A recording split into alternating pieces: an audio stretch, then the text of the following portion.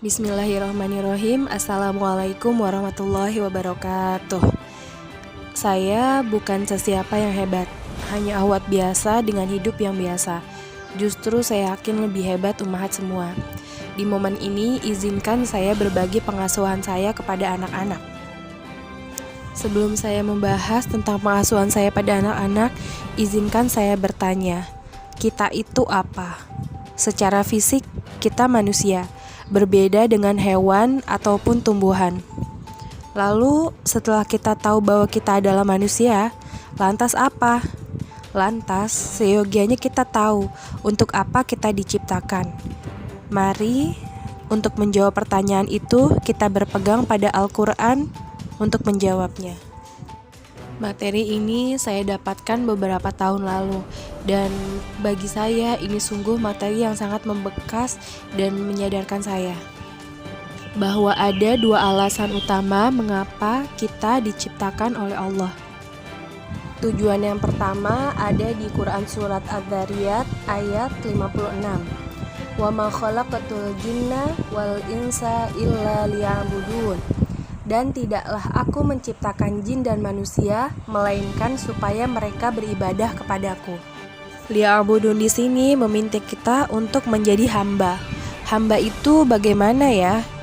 Hamba itu patuh, taat, turut tanpa terkecuali.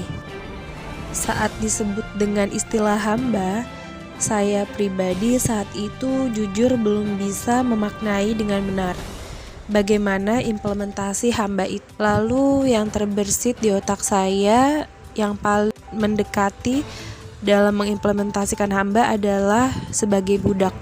Saya adalah budak untuk Allah. Dan ternyata Allah meninggikan kita. Allah tidak menggunakan istilah budak. Allah menggunakan istilah hamba, yaitu di mana hamba itu dicintai oleh Allah. Satu lagi. Bisakah seorang budak sombong? Atau bisakah seorang budak menjadi pongah? Budak hanya bisa menuruti titah tuannya. Bila tidak taat, seorang tuan bisa saja dengan mudahnya menyiksa budaknya seperti yang kita lihat pada sejarah terdahulu. Tapi tidak dengan Allah. Allah menyayangi kita. Maka kita menghamba bukan karena kita telah dibeli seperti budak. Allah menciptakan kita, Allah menyayangi kita. Maka wajib rasanya penghambaan ini memang dipersembahkan untuknya. Bayangkan kita memiliki seseorang yang mencukupi semua kebutuhan kita, paling mengerti, paling sayang. Di saat kita lapar, kita diberi makan. Di saat kita lelah, kita diberi semangat. Di saat kita sakit, Dia memberikan kita kesembuhan. Tidak ada sesuatu pun yang kita butuhkan yang tidak Ia beri, padahal kita juga tidak memintanya. Pasti saat itu kita merasa berhutang budi, ingin berterima kasih dan ingin membalas dengan balasan terbaik. Sadarilah bahwa Allah jauh di atas itu semua. Maka ejawantahkan ke dalam diri, hamba seperti apa diri kita.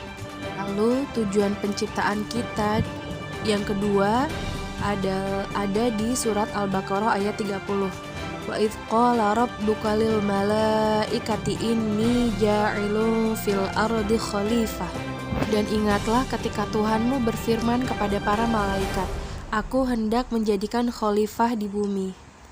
Ayat ini menceritakan tentang penciptaan Nabi Adam, yaitu manusia pertama. Allah ingin menjadikan manusia sebagai khalifah di muka bumi. Khalifah itu adalah pemimpin, dan perhatikan kata-kata selanjutnya, di muka bumi. Bukan cuma di keluarga, bukan cuma pemimpin untuk diri sendiri, bukan cuma di negara. Kita diperintahkan Allah untuk menjadi pemimpin di muka bumi. Jadi penciptaan kita itu adalah sebuah misi yang besar. Kita harus sadar, kita membawa misi yang besar. Kita diperintah untuk menjadi pemimpin untuk seluruh makhluk. Perhatikan juga ayat setelahnya, di mana malaikat tidak percaya dengan manusia.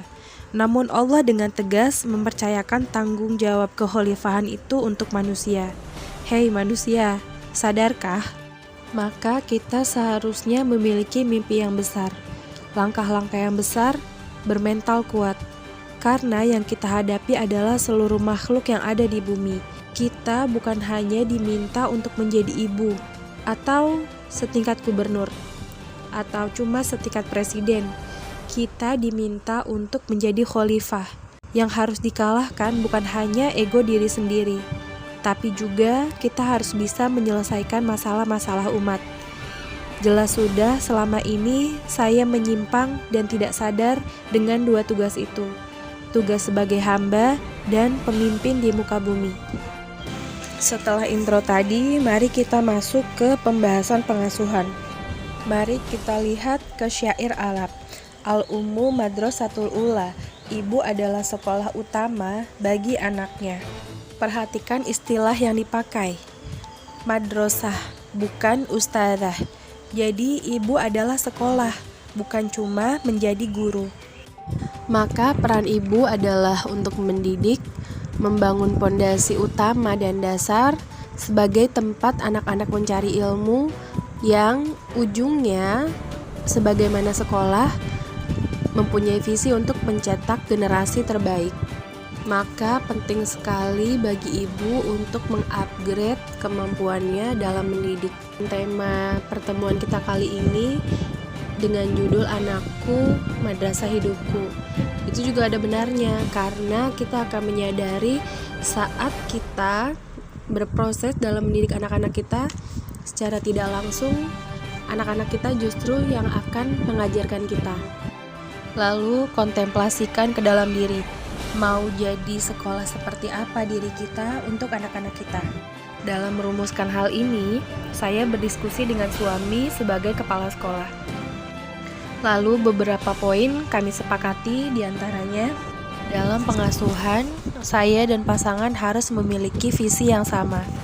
Visinya kami sandarkan kepada tujuan penciptaan manusia itu, bahwa kami ingin mencetak anak-anak yang mampu menjadi hamba yang terbaik dan khalifah di muka bumi. Di mana saya menjadi madrasah dan suami sebagai kepala sekolah, kami memutuskan untuk mendidik anak-anak kami di rumah. Kami memutuskan untuk menghomeschoolingkan anak-anak kami. Kami berikhtiar untuk mendidik anak-anak kami sendiri sebagai penjagaan, di mana hasil diskusi kami adalah membiarkan anak tetap pure dalam pendampingan kami sebelum tercelup dengan celupan-celupan lingkungan yang belum tentu bisa kami kontrol. Sampai kapan? Sepanjang hayat, sampai anak-anak tidak bisa lagi kami handle. Artinya kami membutuhkan ilmu yang tidak lagi bisa kita ampuh, membutuhkan guru yang lebih ahli. Misalnya Ananda suka memasak, maka bila ilmu yang kita berikan sudah tidak mumpuni lagi, kami akan mencari guru atau mentor.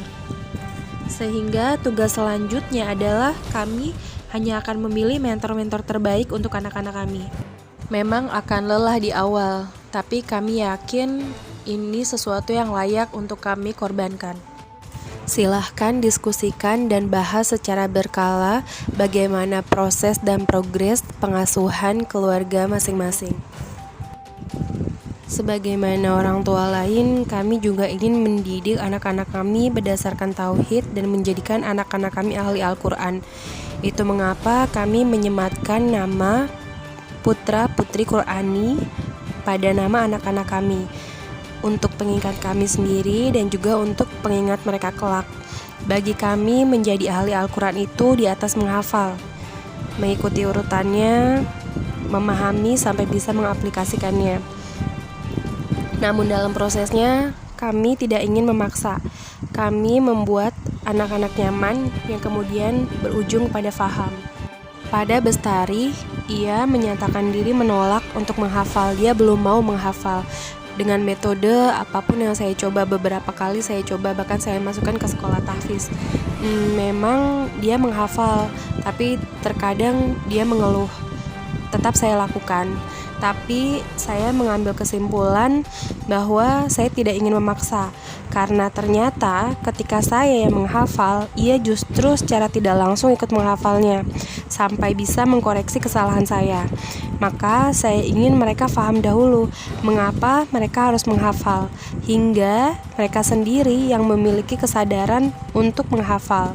Bagi saya, ini bisa dilakukan dengan saya harus mencontohkannya dahulu. Saya harus menghafal. Untuk interaksi sosial, banyak para ahli yang menyatakan bahwa sebelum usia sekolah atau 7 tahun, anak-anak memang belum banyak membutuhkan sosialisasi dengan lingkungan di luar rumah. Mereka masih perlu penjagaan di dalam rumah. Mereka cukup dengan interaksi dengan keluarga. Dan untuk memenuhi kebutuhan sosialnya, saya tidak membiarkan Bestari hanya bermain di rumah. Namun saya mengundang teman-temannya untuk bermain di dalam rumah atau di luar rumah namun bersama saya.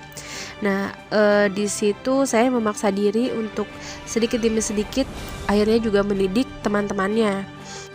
Saya undang mereka untuk bermain bersama dan belajar bersama. Saya merasakan manfaat ini untuk saya sendiri, untuk pribadi dan juga untuk teman-temannya. Saat bermain bersama teman-temannya, satu yang saya paling perhatikan adalah bahasa. Saya sangat menjaga bahasa karena kami meyakini bahasa itu ada hubungannya nanti dengan karakter yang akan terbentuk untuk Ananda. Seseorang yang terbiasa dengan bahasa yang kasar, dia akan memiliki hati yang keras. Seseorang yang biasa dengan bahasa yang mellow ataupun penakut, dia akan menjadi seseorang yang penakut. Kami juga berusaha sebaik mungkin untuk mengkoreksi saat situasi hati tidak sedang marah. Sebagaimana Sayyidina Ali yang memilih untuk tidak jadi menebaskan pedangnya pada musuh sebab musuh tersebut telah membuatnya marah. Beliau tidak ingin amarahnya lah yang mendasari dirinya untuk memerangi musuh tersebut sehingga ia menjadi seorang pembunuh, bukan seorang yang berperang dalam jihad fisabilillah. Pertajam potensi ataupun kelebihannya dan tunjukkan apresiasi kita. Tunjukkan bahwa kita bangga, bukan terjebak di kekurangan. Saya tidak masalah bila Bestari tak pandai matematika. Biarkan mereka tumbuh sesuai dengan apa yang telah Allah anugerahkan. Mereka tidak harus hebat di setiap bidang. Asah potensi mereka. Jangan paksa anak lakukan sesuatu yang ia tidak ada passionnya. Sama seperti kita tidak mengajari burung untuk berenang. Jangan lakukan white lies, karena jujur itu tentu lebih baik. Jangan janjikan sesuatu yang kita tidak bisa menepatinya.